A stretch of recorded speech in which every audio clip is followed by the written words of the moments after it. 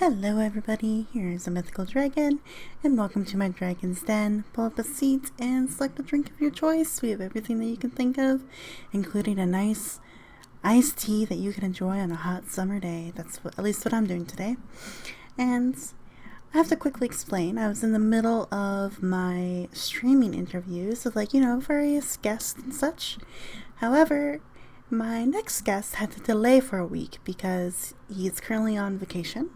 So, with respect to that and taking a break, I decided, it's been a while. I haven't provided an update on my life in, quite some time. You guys get little bits and pieces of it while playing games and other kind of things that I do.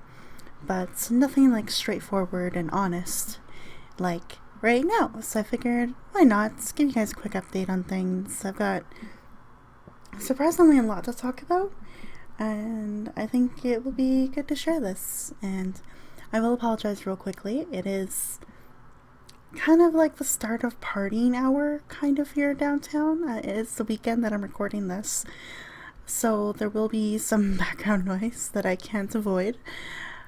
That's fair, right? But yeah, we'll get into the updates though. So really, I'm not sure where to begin because I don't know the last time I kind of done something like this. So I'll begin with some of the more recent things here. Let's begin with Toastmasters. I think that will be the easiest kind of overview of what's going on and how I feel and what's happening with my new role and such. So we'll start there. So Toastmasters, a couple months, actually not even a couple months ago, like a month and a half ago, we had our elections to have an executive committee be formed for the next year. And I know I talked about that quite extensively in the other Toastmasters related episodes, so if you want to know more information, go there, but I'll also overview it here for you.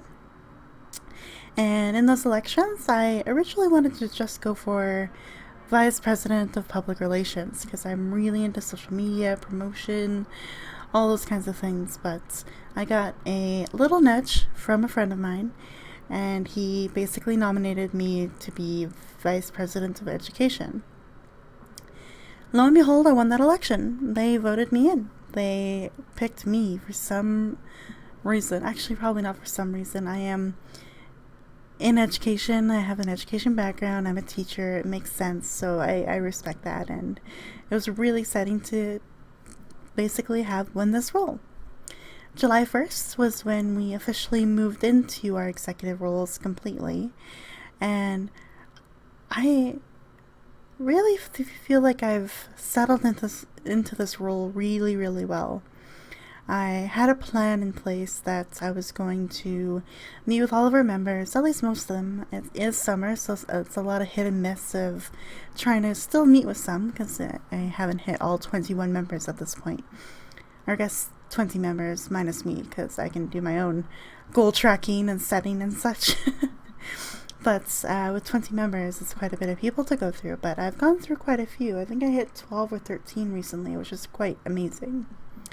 And what I've done with them is I sat down and I asked them how they're doing with their pathway, the commitment to Toastmasters, their personal goals that they'd like to achieve and accomplish, any information or skills they would like to learn or have maybe be taught or explored through an educational, which is a session we have in Toastmasters to, support our members and give them some more information about things that they are working on or developing.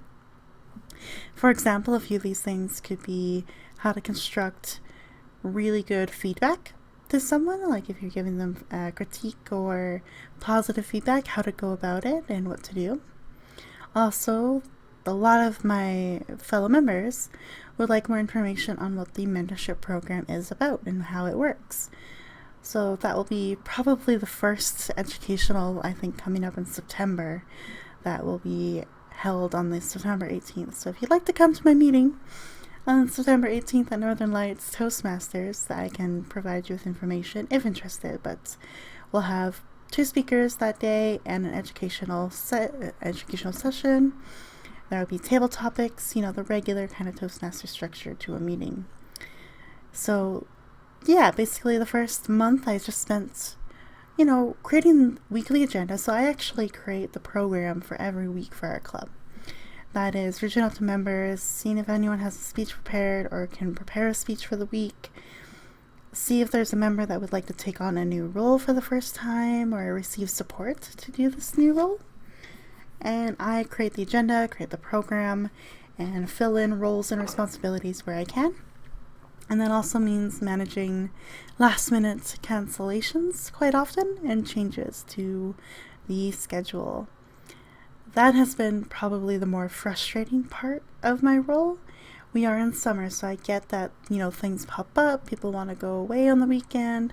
My province is fully opened despite Delta variant kind of rippling through and causing our numbers that were like 20-30s every day, like not incredibly high, so now it's going up to 300, almost 400 daily. So it's a thing. But we're fully open, so people want to go travel, go to the mountains, go camping. I get it. So we have 21 members total, and the last few weeks we've had maybe 10, 11 members every meeting. So it's really hard to juggle your program when you've got half the members gone and you've got the same people coming every week, and you don't want to bore them with the same role and responsibility every single week. So it's been challenging. You have to be very flexible and willing to, step in and take an extra role here and there if you need to, and just really do all that I can to make sure our meeting runs well. The members still feel supported and they still have a really good time, still has a very enjoyable meeting where they can learn a lot, learn from each other, the whole 9 yards. So that's what I'm in charge of. That's the majority of my responsibility. And now I'm actually coming into learning a bit more about the VPE role, Vice President Education role, and I have to work on the mentorship program. We didn't have anything formal set up for a mentorship program in our club at all last year.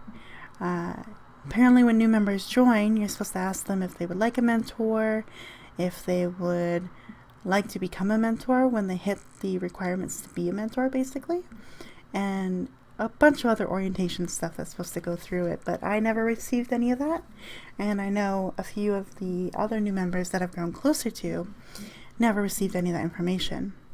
So this year I'm actually working really hard on formalizing a mentorship program, going through the members of our club, see who would like to mentor and would like to partake in the mentorship program, as well as those that would actually like a mentor who feel like they need a little bit of help. And so that's basically mentor protege kind of sign up sheet a little bit is what I've created. And based on their personal goals and interests, when I meet with them one-on-one, I get a really good indication of those goals and interests. And that will allow me to make the best possible matches, hopefully, knock on wood, for the people who need it and for the mentors as well to learn something from their proteges as well. Mentoring relationships, it goes both ways. You help this protege grow, learn, and develop their skills further with whatever goals they have, but then you also learn a lot about yourself. And I definitely feel that way. I've started a mentorship relationship here not too long ago with a member in this particular club, and we got through the first part of the mentorship program together. It was really, really lovely. Definitely learned a lot about myself, some things to do and, not to do. And unfortunately, that relationship has halted for now as she had a baby recently. A very exciting, from what I gather from her sister, stressful and exhausting time. But she's a first-time mama. There's a lot of excitement there, and she won't be back to our meetings probably until the end of this month. So a lot to kind of process and wait for, but it was still a really great relationship. So I'm in charge of developing this, and it's kind of fallen all on my shoulders a little bit, but my friend who actually got me into this role, Austin, I think I've talked about Austin quite a bit in at least Bam's videos, the Truck and Talk Thursdays streams that I'm a part of. I talk about Austin a little bit. He's willing to actually step up and help because he's our vice president of membership this year. And so he's the one that helps onboard the new members And part of that is orientation, guest packages, and of course, turning them to me so I can walk them through what the Pathways program is, all the educational components, and how these things lead to them achieving the goals they want and what they want to work on for skills, or maybe making connections with others, really just whatever goal they want to accomplish when they join our club. So him and I are working really hand in hand with that together, and so I think he's going to also sit down and meet with members one-on-one and ask about their membership commitments, I guess is the word I want to use, because we've had quite a few absences this month, and our members are going through the ringer, so I've been able to update him on what members have told me via email or a Zoom call, kind of. And then he is going to also do the same thing and let me know how our members are doing and faring with the educational components, the structure of a meeting, the commitment they have, etc. So we're going to be working pretty hand in hand with our members to make sure, everything is peachy, basically, or everything's hunky-dory, just for lack of words right now. So there's those two parts of my role this year, creating the program every week for our club and for educational sessions, that kind of idea. Then there's the mentorship program that I'm basically creating from scratch, like the ground up, and it's interesting, and I'm actually really excited. We're getting closer to having a more formal list provided. Basically, we're going to be sending out a membership survey to our club pretty soon that has the question on there: would you like to serve as a member for or mentor for our club, and would you like to receive the support from a mentor?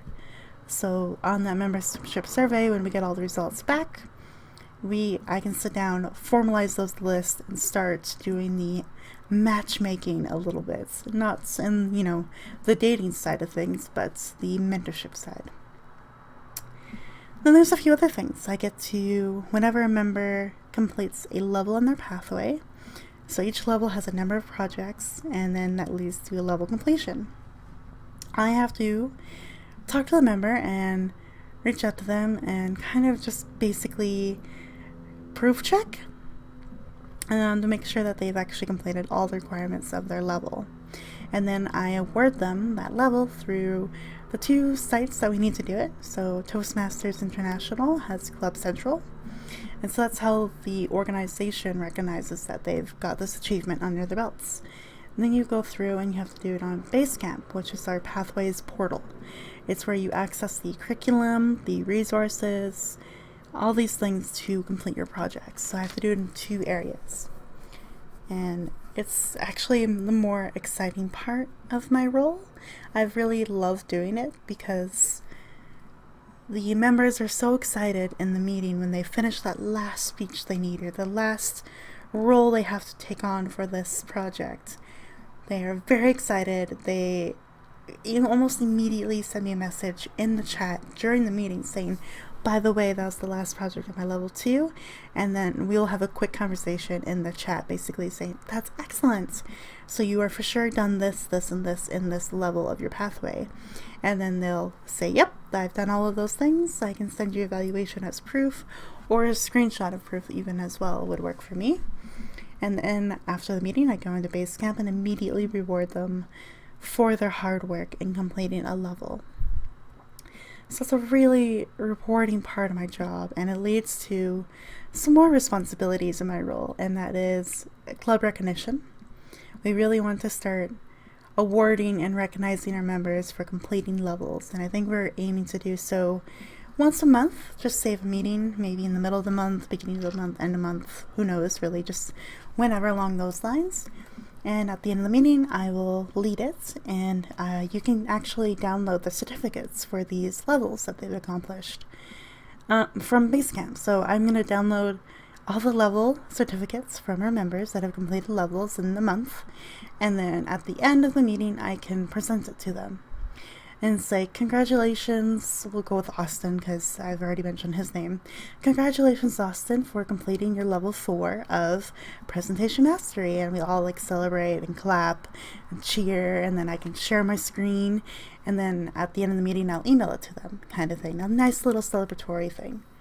So recognition is huge and important when it comes to my role, and I want our members to feel celebrated, awarded. They've hit a goal, they've hit an accomplishment that took a lot of time and effort, and they deserve that recognition. And I think that's an exciting part for me to focus on this year in this role.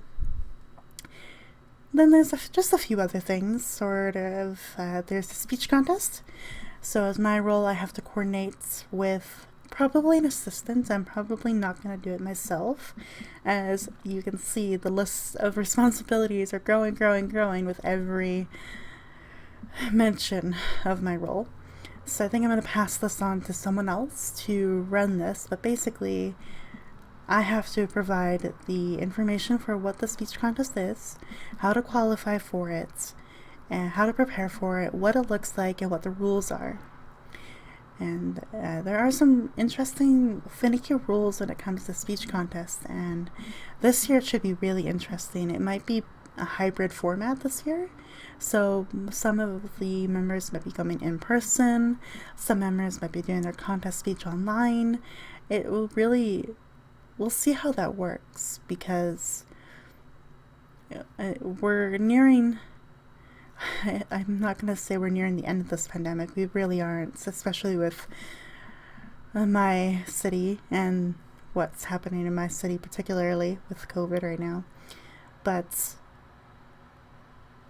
there is a possibility that we could all be returning in person sometime in the next year, which is exciting, nerve-wracking, scary, terrifying. I'll get to that here in a bit, but so we have to really pay attention and get that information from Toastmasters organization to see what the rules and regulations will be this year for contests. If it's going to be in person, if it will be virtual, if it'll be hybrid, and what will that look like. So that's another part of my responsibilities.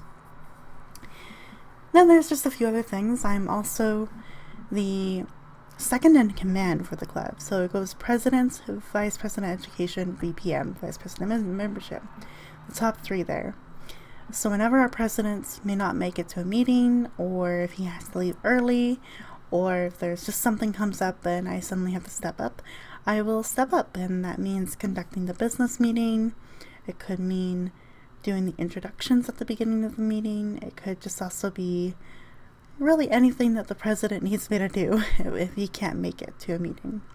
So I'm usually on standby to help with his role and to help make sure our club is run, smoothly, positively, and supportive environment is maintained.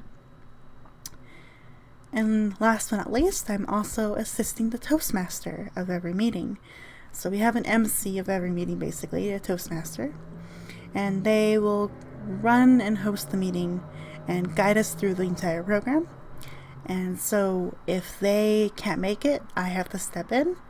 And if they do make it, but we have a lot of, missing people or changes to the program, I'm the one that has to solve it and resolve it, basically.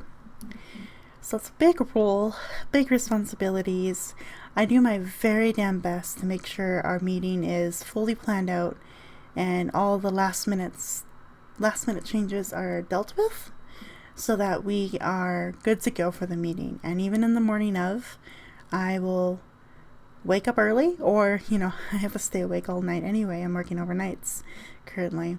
So during that morning leading up to the meeting, I will be reconfirming with people, double checking to make sure that the people who have been maybe a little wishy-washy are missing, and then they sign up for a role, make sure they're okay to still be there and can make it. And then if there are any last minute changes, I am pulling strings. I'm texting people that I know can be there and on standby. And if it all comes down to nothing, I will take on that extra role. So I work really, really hard before the meetings to avoid any surprises, basically, when it comes to the actual meeting time itself. So it's a busy, busy role. It definitely keeps me on my feet. I'm working on this role practically daily at this point. I've gotten down to really focusing on it 3 times a week. So for the meeting and during the meeting and right after the meeting, I do a lot of VP stuff. So during the meeting, of course, making sure roles are fulfilled, people understand what they're doing. make sure the program is prepared and set is kind of what I do before the meeting. During the meeting, I maintain that standard of excellence basically for the club. Then after the meeting, I will ask members if they're willing to, give a speech next week or take on a role, that kind of thing. And as I'm getting that feedback, I will start filling in that agenda for the following week immediately, basically. And then that way I can work on it, fill it in, see who will be absent, see who will be here. And then on Mondays, I focus on it again. I go through that agenda, see if anyone's confirmed their role or has done anything, different or unique. And then I will work on any changes that I see, maybe over the weekend. Then I'll send it out nice and early, Monday nights, to be like, "Hi, fellow Toastmasters, here's our tentative agenda for this Saturday. Please confirm your role on the club website or by email through me. And if you can't make it, let me know and we will find a solution." And so I do that on Mondays. And then throughout the week, depending on emails and what I get, I just keep working on that agenda daily. If there's an email every single day about a change happening, I am working on that agenda every single day. If there are no changes, then on Friday nights, I will send out the reminder of the time of the meeting, when we are meeting, and here is the agenda. And then hopefully, fingers crossed, go to sleep and hope that we'll be okay for the meeting. And that is just the agenda. That's just the program planning. And I actually thoroughly enjoy this part of the meeting. It's just a lot of fun to see who's willing to do what, basically. And I'm very proud of our members for stepping up and taking on extra roles if needed, or willing to change their role to fill the program a little bit better. Like, our members are doing phenomenal. And I really, really appreciate those that have done this for me this past month and a bit that I've been in this role. And then outside of that, I'm still trying to get in contact with the members I have not met with yet, one-on-one, to see how they're doing, their goals for the year, get this kind of list compiled, and then I'm going to create a spreadsheet with every member's name on it, their goals, and that way if anyone has similar goals to each other, I can kind of lump them together. And maybe it won't become a formal mentorship, but maybe it could become an informal point of contact. Like, let's say two members are working on their communication skills, and their confidence, like those are two goals they want. And let's say they're both in the presentation mastery pathway, like that educational component. I could partner them up, and they can support each other and kind of help them understand each of the projects, the speeches, and the requirements needed for completing the level. So I'm going to be working on that as soon as I do get to sit down with every single member. It's just, summer is such a wild time, and I'm kind of over it for Toastmasters. I really want us to be back in September, where a lot of our members will be returning.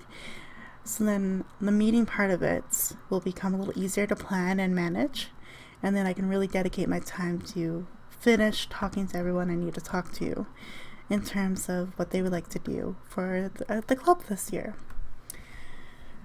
So it's a very busy role, very rewarding. I've gotten some really, really amazing feedback for how I'm doing in this role, and one of the better honors that I've received so far is meeting one-on-one with a Toastmaster who's been a part of this program for like 9 years.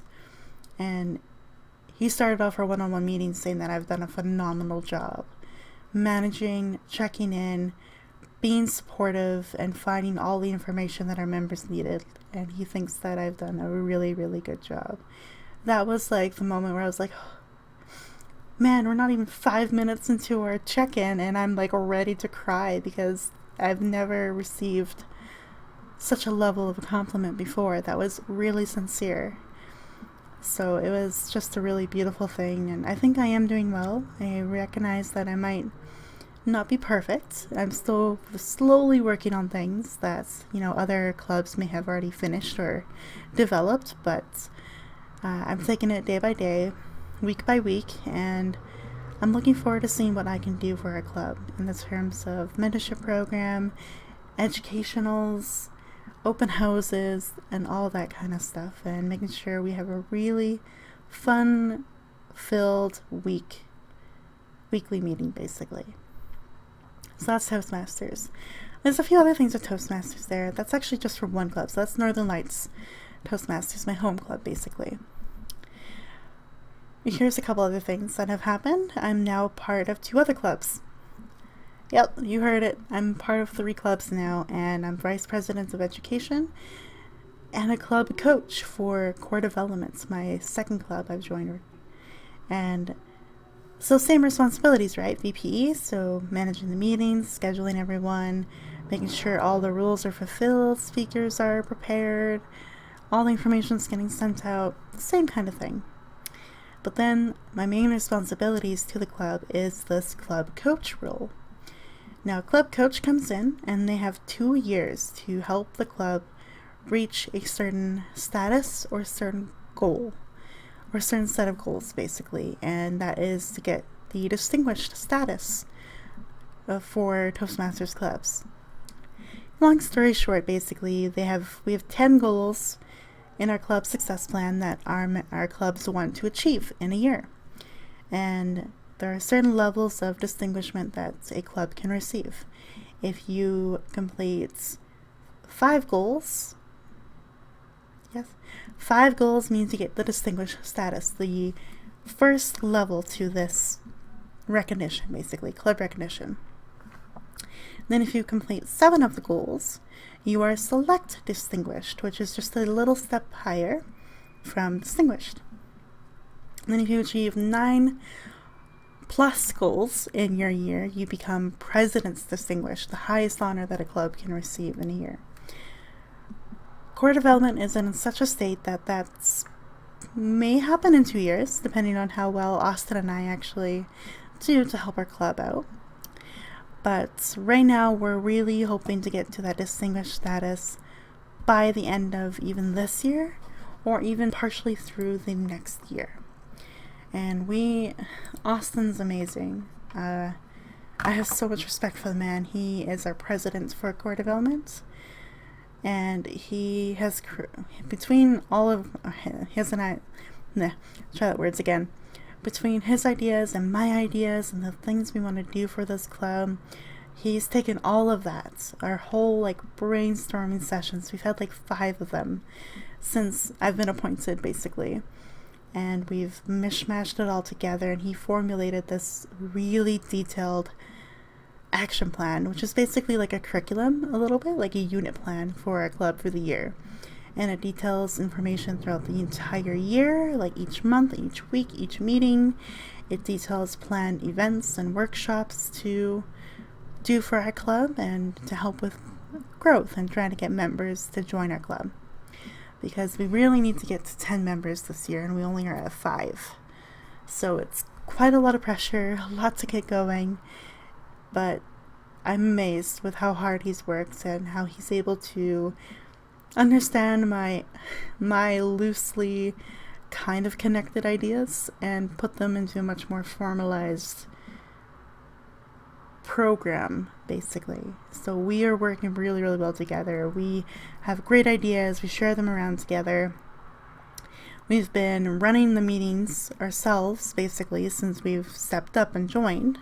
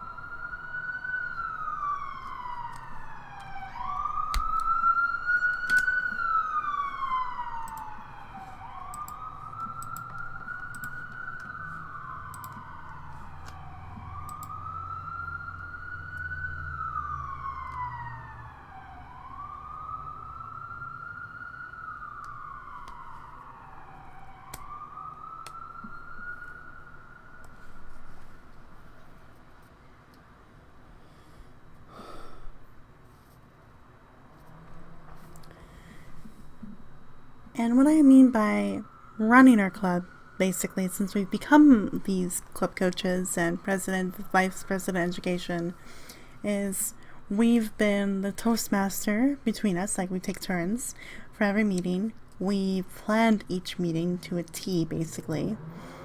And we have been pushing the other members to participate, basically, a little bit and to give us support and feedback. Now, it's not working very well in the terms of getting feedback from our members because it's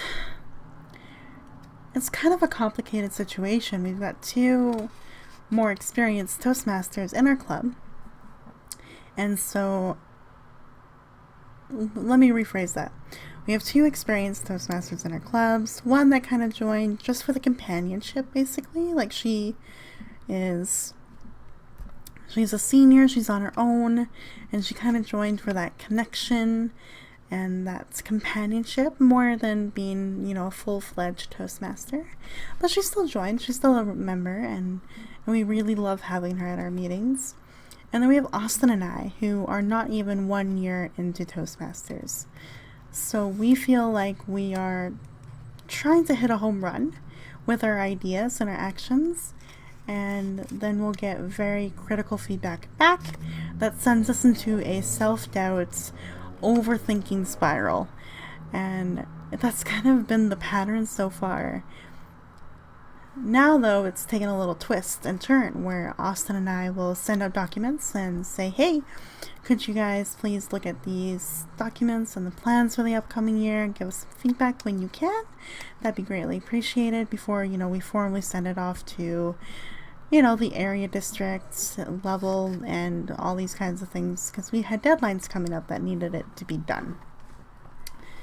So we did all that, and we've received no feedback, which is just concerning, and it feels a little awkward.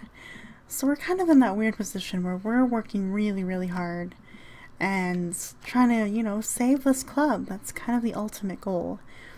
Get us back into good standing, get us back into a distinguished status, and be okay as a club again.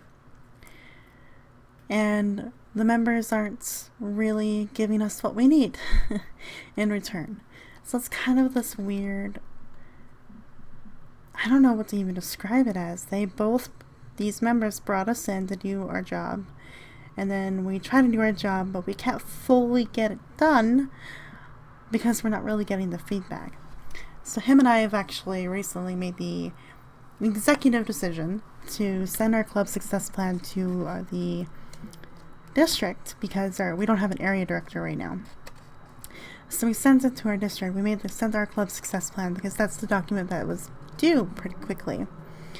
So we just decided to send it. We had no feedback from the members, no feedback from anyone really besides ourselves, and we fine-tuned it a bit between the two of us, and we sent it off. Because we couldn't wait for their feedback anymore, we couldn't prompt them anymore, it was just, we had to get it done, and we did it. And now we're both nervous about our action plan and getting that sent out, because if we don't get feedback, we're assuming it'll be okay, but what if it's not okay? So, a really strange situation, and that's kind of the vibe for core development right now. We're working on it, we're getting there, we're having great meetings, like very productive, fun meetings. It's just trying to get the rest of it sorted, basically. And then my third club I've joined, and don't worry, I'm not an executive member or a club coach for this club. I just joined it to help complete my projects and pathways a little faster. And this club meets only once a month. That's also kind of why I joined it. Once a month versus every week. Manageable, right? And it's an advanced Toastmasters club, so you have to complete a certain number of levels in your pathway to join an advanced club. Marg, she sent me the application form after me attending the meeting as a guest one time. And I was like, oh my lord, okay, let me think about it. But then, technically I could not have joined it when I did because I didn't finish my level 3 yet. However, She was the vice president of education last year, so basically in June when I joined, and just made the executive exception because she was like, how close are you to finishing your level 3? And I was like, I have one project left. And she's like, good enough. And I got accepted. And this meeting is really interesting, actually. It's 2 hours long instead of an hour and a half or an hour long. And they do really cool things in their meetings. So there's a workshop every meeting, and it usually pertains to the idea of leadership or communication. And so that's something I want to work on this year, is my leadership skills, now that I'm in leadership roles, per se. And so that's also a reason why I joined it. So they do a workshop every meeting. They also do a book review, which is really cool. So it's a book that someone has read that has to do with your self-development, that motivated you, all these kinds of things. And it's really, really fun. I actually really enjoyed it when I've been to 2 meetings so far. And it's just a whole different vibe. There's a really lot of lively, friendly people there. It's mainly ladies as well, which is kind of a unique situation, to be honest. And so many smiles, and it's just a really warm feeling, especially for an advanced club. I've been to a couple other advanced clubs, and it's intimidating a little bit to be in some of the other clubs. So this one is much more comfortable, way friendly, and super supportive. In fact, a member from this new club that I'm a part of, Edmonton Advanced Toastmasters Club, actually was the one that sent me a ton of resources for building my mentorship program in Northern Lights. So it's already a collaborative, understanding, supportive club, and we only meet once a month. It's very cool, very neat, and I'm really enjoying it so far. That's Toastmasters. I'm done with that now. I wasted 30-some minutes of your time on Toastmasters. Let's move on to outside Toastmasters. The regular life, the world, the workforce, etc. So work. I am still working at a retail place, a grocery chain in my city. And I'm choosing to leave out the name and the company because my updates for this requires it a little bit. So let's get into it. So I moved recently. I live downtown now, and that's why you can hear some background noise. And to basically afford living here, I had to go to overnights. So my shifts are 11:30 p.m. to 8 a.m., 11:30 p.m. to 3:30 a.m., kind of that range, and the occasional 10 to 6:30. That's a weird one, but I work overnights now, and you hear a lot more honesty from the coworkers overnights, which is kind of funny to say that, but you do, because there's usually only one manager or supervisor overnight entirely. My department doesn't have a manager or overnight or a supervisor or anything like that. Our manager and our assistant manager are all daytime staff. So you get to be a little more honest and frank with your colleagues about how you feel about things, where you're at, all that jazz.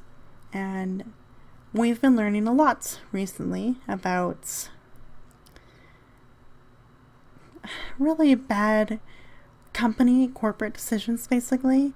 And we have the union, which is really nice. Even part-time employees have a union and benefits. That's kind of the only really nice perk to the job, honestly, is that we have benefits, even as part-time employees.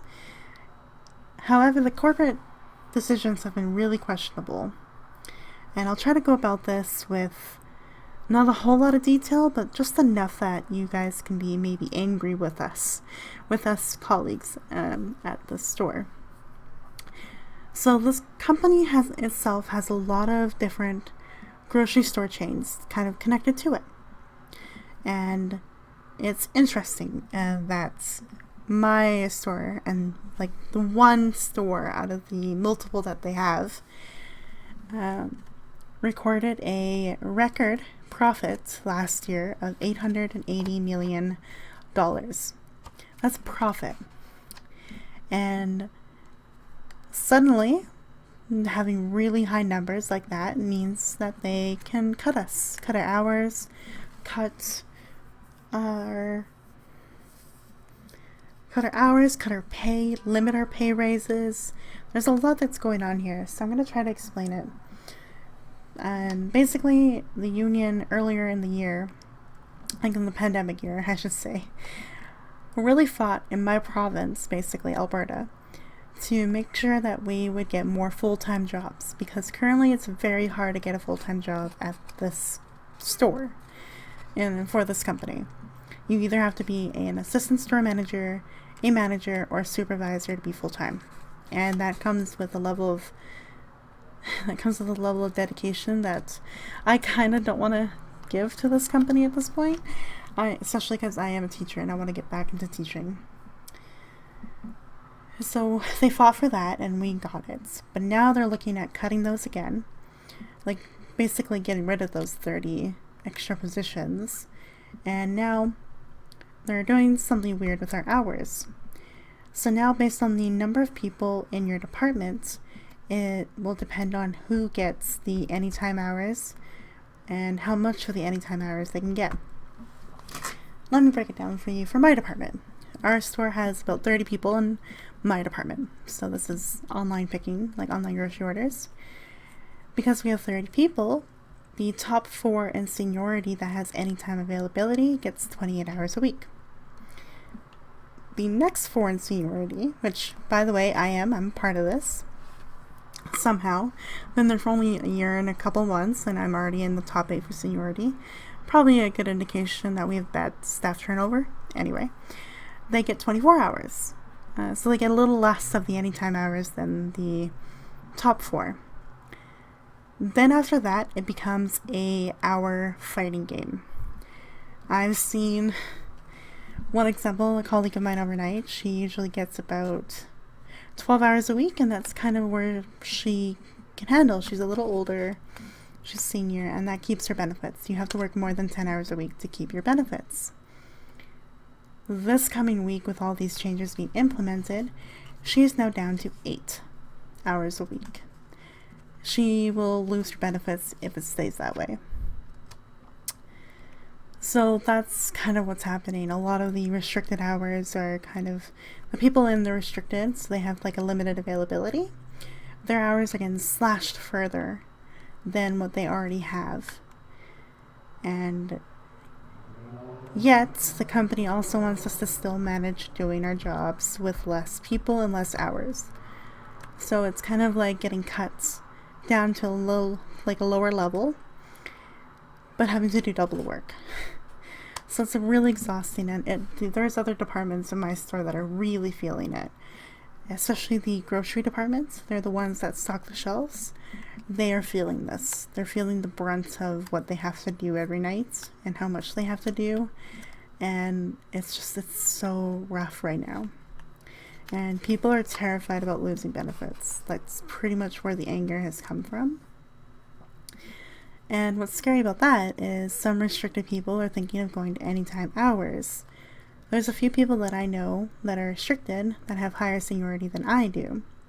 So if they go up to anytime availability, I get pushed further down the chain, meaning I'll probably go down to 20 hours a week, maybe 16 hours a week. And that's pushing it. That's kind of the bare minimum I need to live my life. So it's actually pretty rough here, and that's causing a lot of stress, a lot of anxiety, and a lot of anger, for sure. I hate actually going into work right now, because overnight, that's the main talk, is the union trying to go into negotiations for us to fight against these changes, and there's a few other things that they're doing too. So over the next 5 years, if you work for the company for 5 years, the most you can make is a 2 cents raise on your minimum wage for 5 years straight, and then after that it's capped off.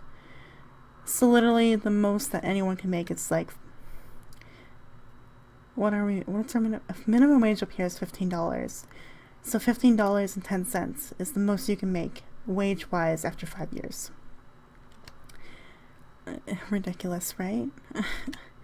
And then the supervisors are actually under a lot of stress because they can work, because of all the limiting of hours and availability of the others, because of all those changes with seniority and all this kind of stuff that the company is doing. These supervisors are now having to pull 12, 15, 17-hour shifts to make up for the lack of labor. And it's bad. Some of them can't even take their regular scheduled breaks during these shifts either. So they want this stuff to change as well. Managers they have their hands tied. And it makes sense, right? They have to do what the company says. They're kind of forced into doing it. So I don't blame them, but I wish there was a little more sympathy, which we aren't getting. That's work. And it's making me wish that I can quit and go teach. However, this is the next part of my update. I keep calling it existential crisis when I'm talking to Spam or my sister, but it's trying to find a teaching job that's related to my degree. So, update on that. I have my Bachelor of Secondary Education degree. So, Bachelor of Education focused on the secondary route. English major, Spanish minor. There are literally there's literally just like no jobs that want those requirements. There are not a lot of secondary teaching positions here in my city right now. There are not a lot of English teacher positions either. And there's 0 Spanish teaching opportunities here. Then I've decided, well, okay, so teaching is limited. I'm probably not going to get back into the classroom in September. That's a reality I'm facing. So let's look at tutoring. Let's look at some other loosely connected positions that I can apply to. Tutoring is frustrating because a lot of these tutoring companies are looking for you to have English, math, science, French. And they don't want just one of those subjects under your belt as a specialty. They want you to have all 4, any combination of the 2, 3, etc. So when I try to apply to these places, I get the interviews and they're like, great, so you can do English, what else can you offer? And I told them that, I've actually been looking at voice crack there. I've been looking at the social studies curriculum, so I'd be willing to tutor in social studies and history. Not needed. Not required. And so even tutoring has limited my opportunities there as well. Very frustrating. Then I've been looking at jobs that might be a little more related to what I'm doing in Toastmasters. So mentoring facilitator, these things, and applying, getting interviews, and then there's that one god-awful requirement that you have to have your driver's license and a car for some of these other positions that relate to, working with youth and supporting families and students and that kind of thing. So in all aspects of my potential career path is limited. And it's not a good feeling. It's been really hard because I want out. I want out of retail. I want out of grocery. I want to do what I've been trained and have spent so much money to do. And it's just not working out. And it's been hard, even because then you have to throw on the pandemic stress on top of that, the anxiety of going out in public, and we have no restrictions here anymore. There's not even the requirement to stay home for 2 weeks if you're sick. All of that is gone.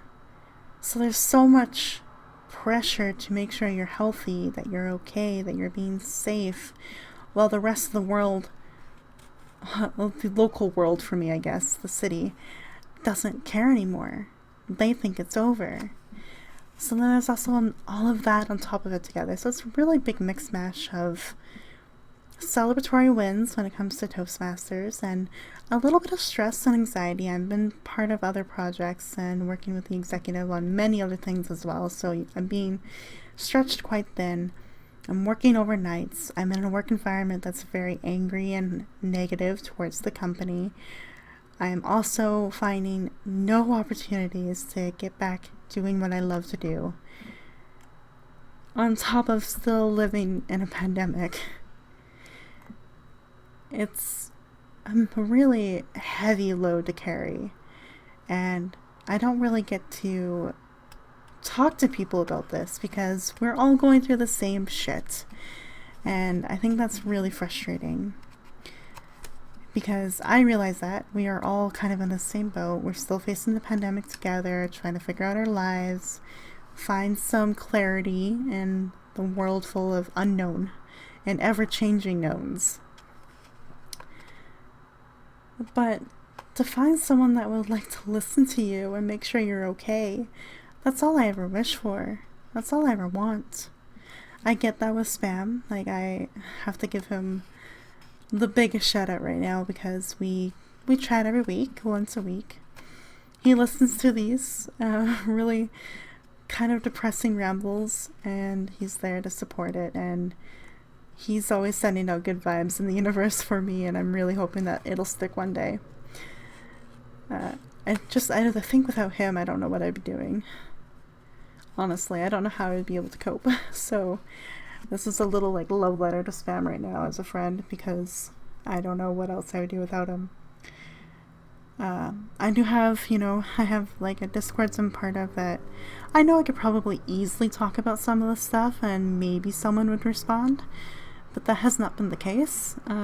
Everyone else is so wrapped up in their own business with their own shit that there's not enough room anymore to give compassion, to listen, to be that person for someone.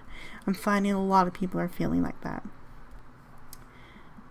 Yet, it's all I want is for someone to be there and to listen and to make friends, which is also quite limiting now that we're still in a pandemic. I mean, I could probably go out to some of these downtown things and hang out, but with working overnights, the hours that I'm available to hang out are really limited.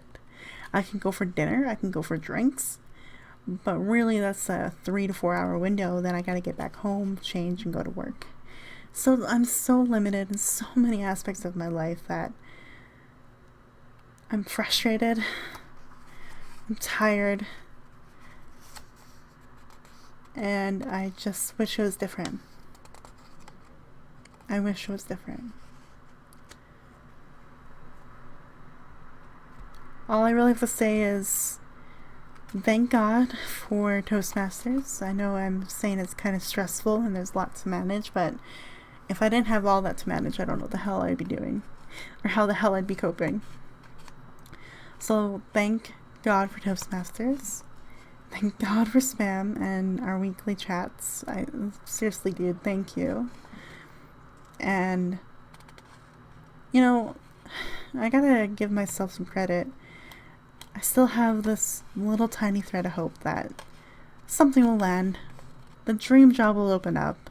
It will happen. I'll get there. And then I can get my life sorted.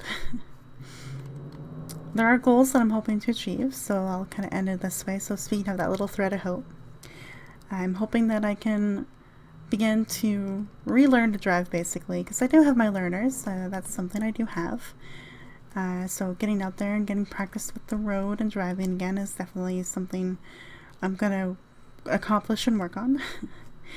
So then I can get my license and save up for a car, and maybe more of these jobs will finally accept me. Who knows?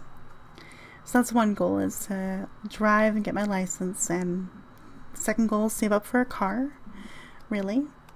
Another goal is I'm actually going to work on building up my credit. So a lot of banking shit is really complicated. That's all I will say right now, but I want to work on building up my credit, get it back up to where it used to be before I moved to the UK, basically. And keep teaching on OutSchool. I do teach on OutSchool still. Like, that's still something I do, which is just a quick little summary of what that is. It's a platform where your kids can take classes from teachers, or not even teachers, just like anyone who specializes in a unique skill or subject and that kind of thing, and they build their own classes, their own curriculum, and they offer it during any time that they are available to teach it, basically. We create all of our own resources, our own setup, our everything. And so I've been teaching D&D classes on Outschool and kind of teaching kids. Oof, I'm not teaching kids to kill, although it is D&D, so killing happens. Yeah. And then I'm teaching kids, the skills to think outside the box.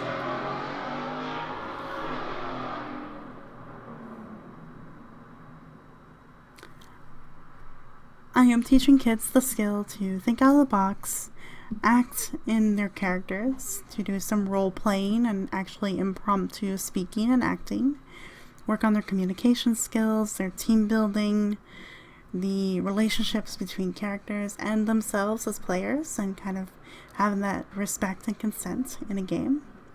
So there's a lot of really important things you can learn from playing D&D, and those are the things I'm trying to do in my lessons, and it's been a really rewarding experience, even if classes are slow.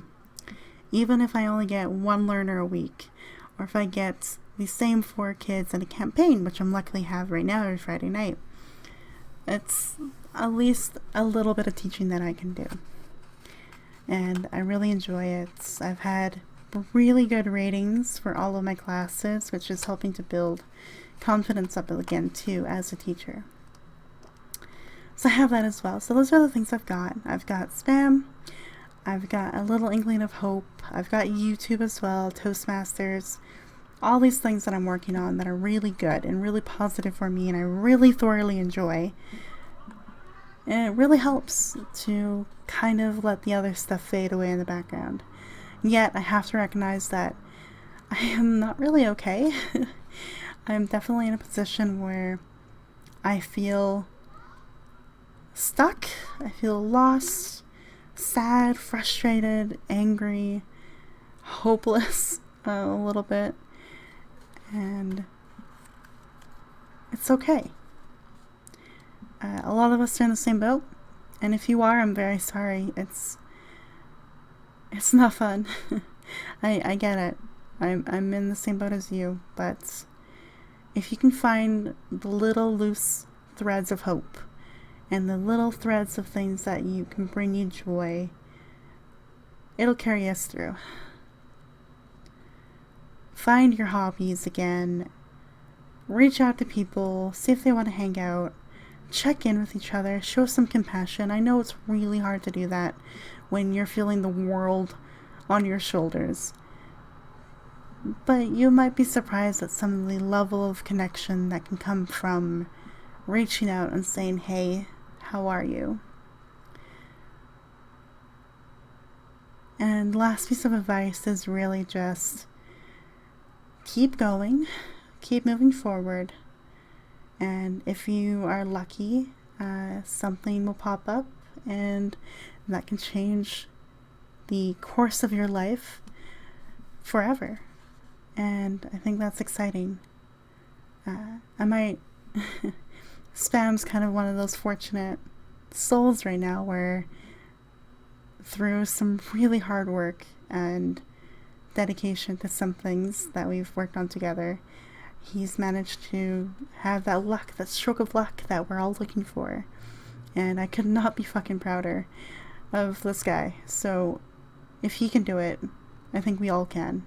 And just keep going, keep moving forward. And I'm going to end that deep talk here. Thank you for listening. That's pretty honest update of where I'm at. If you have any suggestions, thoughts, even if you want to send me a hug or anything like that, go for it. Links are below in the description. You got the comment section as well. Like the video if you want to. I mean, you don't have to. It's okay. And subscribe. We've hit our 30 members. Oh gosh, our 30 subscribers recently. A very happy little milestone, and I'm looking forward to keep creating these 3 videos a week for you.